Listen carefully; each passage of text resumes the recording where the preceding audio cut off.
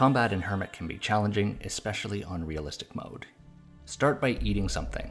Food determines your attributes, so going into combat on an empty stomach is a very bad idea. Eating better combinations of food improves your health and stamina, and there will be a separate guide video soon just on cooking and eating. Cooked foods last a very long time, so you won't have to worry about constantly being hungry and having to keep this up. So, when you do have to eat, it's better to choose carefully. You're better off to think about your choices than you are to just eat the first potato that you see. Weapons. There are lots of different kinds of weapons available.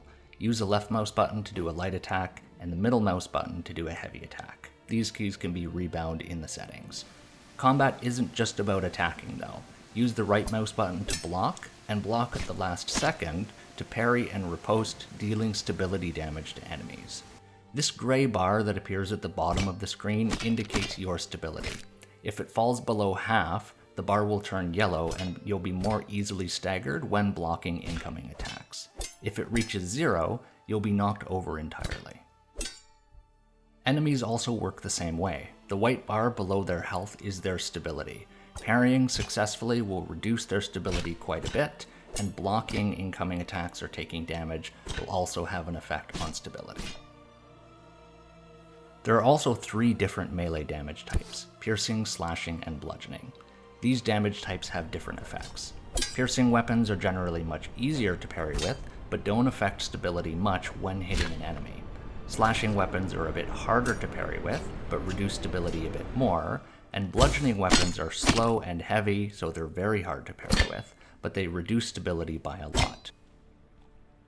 So, there are 2 main ways to reduce an enemy's stability. You can use a lighter piercing or slashing weapon and parry their attacks, which does a riposte and reduces their stability. Or you can use a heavier bludgeoning weapon like a hammer and use a more offensive tactic.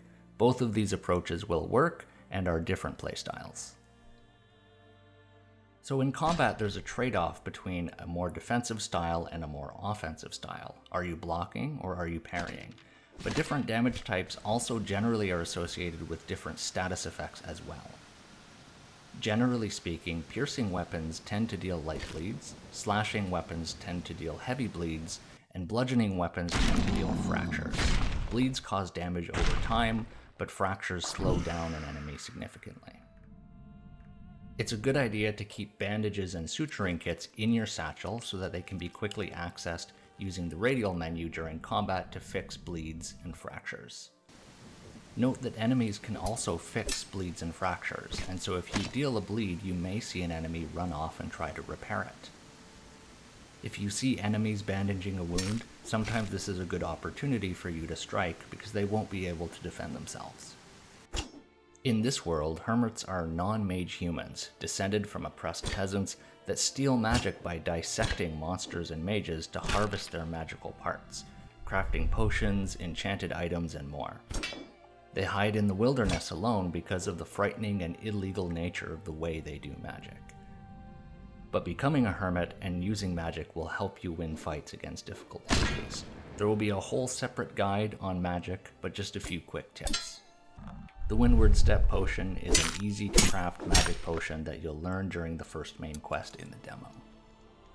You can use it to quickly avoid enemy AoE attacks, but you can also use it while you're knocked down, so if you need to escape an incoming blow, you can save yourself by quickly using a Windward Step from the satchel. It can also be used to solve puzzles by jumping across long distances. Sometimes death is unavoidable.